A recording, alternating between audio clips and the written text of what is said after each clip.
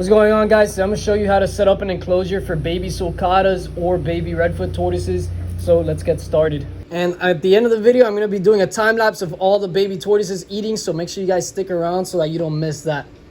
So here are some of the things we're going to need. I'm going to put it on the screen so that you can see what you need yourself. And I'm going to try and do this as cheap as possible because I want to show you guys how to do this the cheapest way. Some people, they think that the only way to keep a tortoise would be in a big glass tank.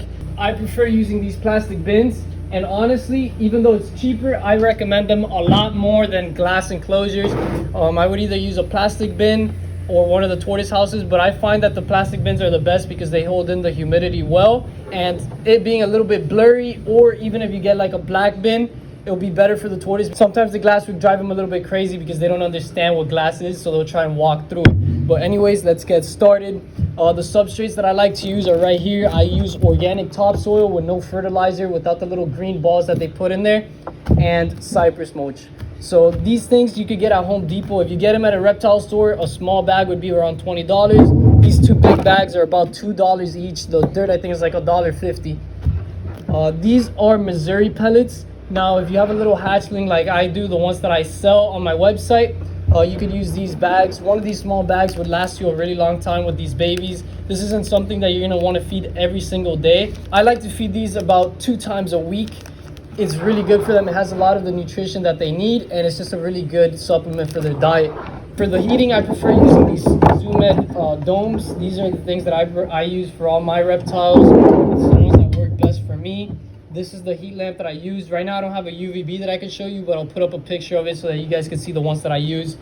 This is a 100-watt one, but you want to go more off the temperature than the wattage on the bulbs. You want to see that the basking spot is between 90 and 95 degrees Fahrenheit. These are the bowls that I recommend if you guys are going to put bowls in your enclosures. But for me, instead of using the bowls, I prefer to soak the babies like this. I usually soak them where they could get half sunlight and half shade, but right now it's a pretty cloudy day, so there's no sun. I do have a video that you guys could check out on how to soak your tortoises, and it goes into more details on how to do that. Now, I recommend you get some sphagnum moss. You could also find this at Home Depot.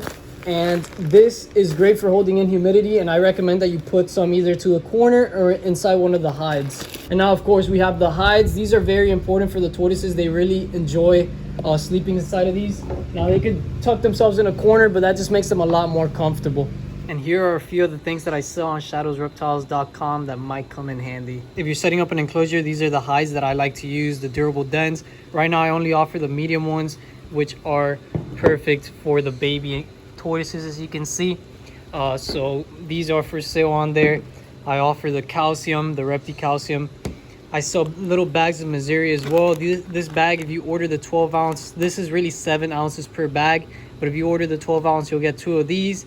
And if you order the 24 ounces, you'll get 4 of them.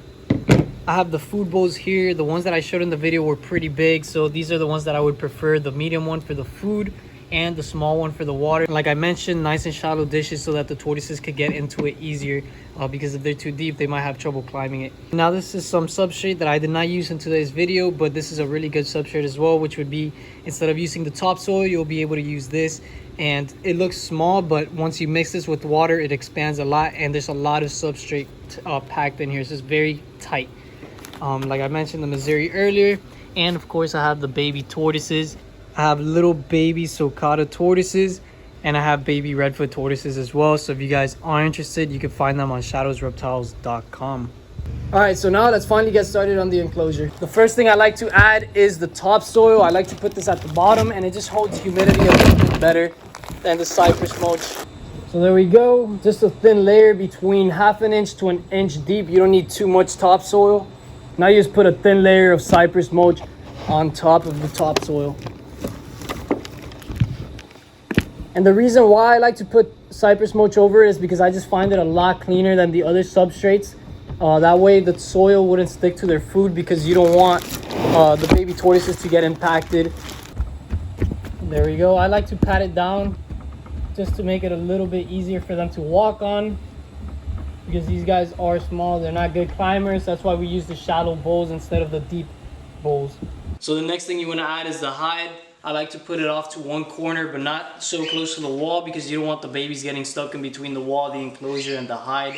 A little bit of sphagnum moss. What I like to do is soak it before and then you squeeze out all the excess water. You just want to put this off to one side of the enclosure, and you want to maintain this area humid. So this is the spot that you're going to be spraying down the most, making sure that area is nice and wet. Now this, like I mentioned, is optional. What I like to do, I prefer to soak my tortoises rather than give them a bowl, because a bowl you got to make sure you keep really clean, and if you have more than one baby, they're going to be peeing and pooping in this, and it's going to be a lot more work for you. So if you are going to put a water bowl, you put it off to one side over here where it's going to be away from the heat source so that the water doesn't evaporate as quickly. Now the last thing you need are the lamps. Here you have the UVB bulb and the heat bulb. These are the ones that I use, but if you're going to be keeping them indoors and it drops under 75 degrees at night, I recommend you get a ceramic bulb instead of the one that I use, because the ceramic bulb you could keep on during the night and it doesn't produce light. This lid is probably the most expensive thing in this whole kit. This costs probably around $20 because this is an enclosure lid for one of the big glass tanks. But something that you could do is get one of these rolls at Home Depot. They cost roughly, I think, like $7 or $8, and you could just roll it out, and you're gonna have to either like zip tie it to certain parts of the enclosure, that way it'll stay on, or you could try and figure something else, DIY, a little idea. It shouldn't be too hard, especially if you're keeping them indoors. It's not really necessary. What you could do is just buy one of the hooks that you could clip onto the side of the container that holds up the lamps, and you just want it, like I said, the watts isn't really what's important. What's important is that you get a thermometer and measure the temperature under it, because it could be 100 watts, and if it's 6 inches off of them, it's going to cook them. But if it's 100 watts and it's like 3 feet off of them, it's not going to heat them up enough. So you just got to make sure that the temperature under it is the right temperature, which is roughly 90 to 95 degrees. You don't want it too hot that the baby could flip over and overheat if it's stuck under there. But yeah, this is pretty much how you set up a baby tortoise enclosure. This is probably like the cheapest alternative, which is what I would recommend. If you want to go the cheap route, don't get like a small 10-gallon tank. It's going to cost you the same as this big plastic bin. It's better to get this big plastic bin than a small 10-gallon tank. If you go with a 10-gallon, it's a higher chance that your baby tortoise isn't going to make it, because that area is too small. It's not going to allow the temperatures to fluctuate the way that they need to, or they could have a little bit of a cooler side and a warmer side, and they'll be able to walk around. It's all going to be one stagnant area, and that's not good for the baby tortoises. As you can see, these guys like the sphagnum moss. There's already a few hiding in there, and if you dig it up, you could see that more of them, especially the redfoots, they love to hide under there. All the other babies are in here.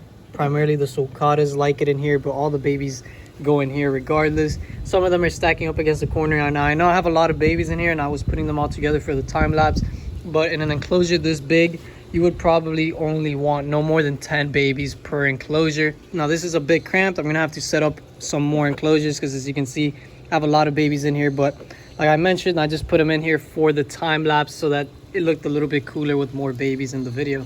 So there we go. That's how you set up a cheap baby tortoise enclosure. This enclosure is under $50 to make, and I recommend this much more than I recommend a 10-gallon tank or even a 20-gallon tank. This plastic bin, although it may not look as pretty as a glass aquarium, if you're going to be cheap, you're going to have to at least pick the ugly enclosure, and the ugly enclosure that works properly rather than a pretty enclosure that doesn't work properly. At the end of the day, the most important thing is the baby tortoise's health, and you don't want to spend $200 on a baby tortoise and have it die because you only wanted to spend $20 on an enclosure.